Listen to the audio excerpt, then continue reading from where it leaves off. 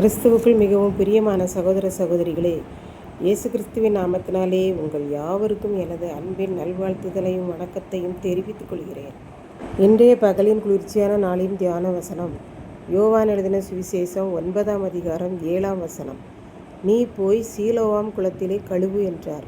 சீலோவாம் என்பதற்கு அனுப்பப்பட்டவன் என்று அர்த்தமாம். அப்படியே அவன் போய் கழுவி பார்வையடைந்தவனாய் திரும்பி வந்தான். யூதர்கள் இயேசுவின் மேல் கற்களை எறியும்படி எல்லாரும் தங்கள் கைகளில் கற்களை எடுத்தார்கள். இயேசு அவர்களை விட்டு கடந்து போகிறபோது பிறவியிலேயே குருடனாயிருந்த ஒரு மனுஷனை கண்டார். அப்பொழுது அவருடைய சீசர்கள் இயேசுவிடம், போதகரே, இந்த குருடனை பாரும். இவன் இப்படி குருடனாய் பிறந்தது இவன் செய்த பாவமா அல்லது இவன் பெற்றோர் செய்த பாவங்களா என்று கேட்டார்கள். இயேசு, இது இவன் செய்த பாவத்தாலோ இவன் பெற்றோர் செய்த பாவத்தாலோ இவன் இப்படி பிறக்கவில்லை. தேவனுடைய மகிமை இவனிடத்தில் வெளிப்படவே, இவன் மூலமாய் தேவன் மகிமையடையவே இவன் இப்படி பிறந்தான். இப்பொழுது அற்புதங்களை எல்லாம் செய்யக்கூடிய பகற்காலமாய் இருக்கிறது. இன்னும் கொஞ்ச காலத்திலே இயேசுவை துதிக்க முடியாத ராக்காலம் ஒன்று வருகிறது. நான் இந்த உலகத்தில் இருக்கிறபடியால் நான் உலகத்திற்கு ஒளியாக இருக்கிறேன் என்று சொல்லிவிட்டு தரையில் துப்பினார். அந்த உமிழ் நீரினையும் மண்ணையும் சேர்த்து பிசைந்து சேறு உண்டாக்கி அதை எடுத்து அந்த குருடன் கண்களின் மேல் பூசினார். இனி நீ போய் சீலோவாம் என்னப்பட்ட குளத்திலே கழுவு என்றார். சீலோவாம் என்றால் அனுப்பப்பட்டவன் என்று அர்த்தம்.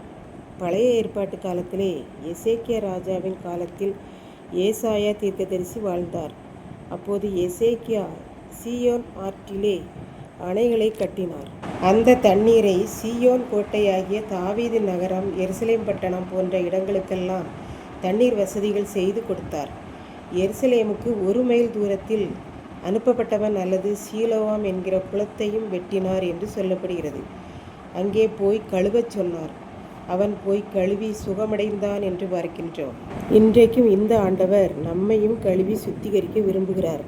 அந்த பிறவி குருடனை ஆண்டவர் உடனே சுகமடைவதாக என்றோ கண்கள் திறக்கப்படுவதாக என்றோ கூறவில்லை. கண்களில் சேறு பூசி போய் சீலோவாம் குளத்திலே கழுவு என்றார். அப்படியே சில வேளைகளில் அற்புதங்கள் நமக்கு தாமதமாக நடக்கலாம். ஆனால் அற்புதம் நிச்சயம் நமக்கு நடக்கும் என்று இன்றைக்கு கர்த்தர் நமக்கு கற்றுத்தருகிறார். ஆகவே ஆண்டவரண்டை போகும்போது அவர் நம்மை கழுவுகிறார் என்று பார்க்கின்றோம். இப்படித்தான் 2 சிட்டுக்குருவிகள் நண்பர்களாக இருந்தது. அவைகள் எங்கே சென்றாலும் ஒன்றாகவே செல்லும். ஒன்றாகவே சென்று இரைகள் தேடி சாப்பிடும். ஒன்றாகவே ஒரு குளத்தண்டை போய் தண்ணீர் குடிக்கும். ஒரு நாள் ஒரு குளத்தில் 2 சிட்டுக்குருவிகளும் தண்ணீர் குடித்துவிட்டு பறந்து போகிற வழியில் ஒரு புதிய தண்ணீர் தொட்டியை பார்த்தது. உடனே 2 பேரும் தண்ணீர் குடிக்க முடிவு பண்ணினார்கள். அதனால் மெதுவாக தரையில் கால் வைத்து அந்த தொட்டியில் சுவற்றில் நின்று தண்ணீர் குடிக்க வாயை வைத்தது. அது ஒரு சகதி நிறைந்த தொட்டி. தொட்டியினுள்ளே ஒரு மீன் துள்ளியது. ஆகவே ஒரு குருவி சகதி தொட்டியினுள் விழுந்து கஷ்டப்பட்டு வெளியே வந்தது. மற்ற குருவி உள்ளே விழாமல் தப்பித்தது. இப்போது இந்த குருவியின் உடலெல்லாம் சேறு. ஆகவே மற்ற குருவி சொன்னது, நண்பா, உன் உடலெல்லாம் சேறு. ஆகவே நாம் வழக்கமாக தண்ணீர் குடிக்கும் குளத்திலே போய் கழுவி வருவோமா என்றது. அதற்கு சேறு நிறைந்த குருவி, ஆம் நண்பனே, எப்படியாவது இந்த சேற்றை கழுவி ஆக வேண்டும்.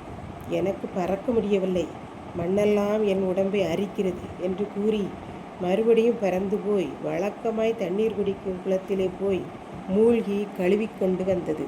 ஆம், ஆண்டவரும் இதைத்தான் விரும்புகிறார். அந்த பிறவி குருடனின் கண்கள் எப்படியாவது கழுவப்பட வேண்டும் என்பதை ஆண்டவர் விரும்பினார். ஆகவே இயேசுவின் உமிழ் நீரினால் சேறு உண்டாக்கி பூசினார். எப்படியும் இந்த சேற்றை கழுவி ஆக வேண்டும் என்று சொல்லி அவன் போவான். சேற்றை நன்றாக தேய்த்து கழுவுகிற போது அவனுடைய குருட்டுத்தன்மை போய் தெளிவான கண்களாகிவிடும் என்ற சித்தம் கொண்டார் என்று பார்க்கின்றோம்.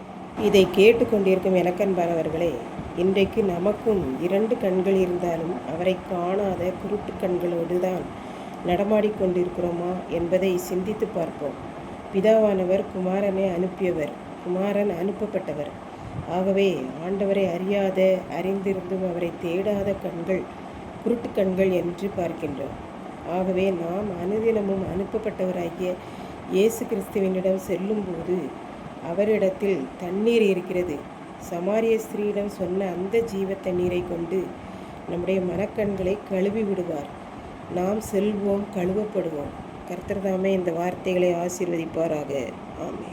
ஜெபம். அன்பின் ஆண்டவரே, இந்த அருமையான நல்ல நாளுக்காக நன்றி செலுத்துகிறேன். இப்போதும் இதை கேட்டு கொண்டிருக்கிற ஒவ்வொரு பிள்ளைகளும் ஆண்டவர் அண்டை அனுதினமும் செல்லவும், குருட்டு மனக்கண்களுக்கு கழுவப்படவும் அருள் தாரும். மீட்பர் இயேசு கிறிஸ்துவின் நாமத்திலே தாழ்மையோடு வேண்டிக் கொள்கிறேன் பிதாவே. ஆமென்.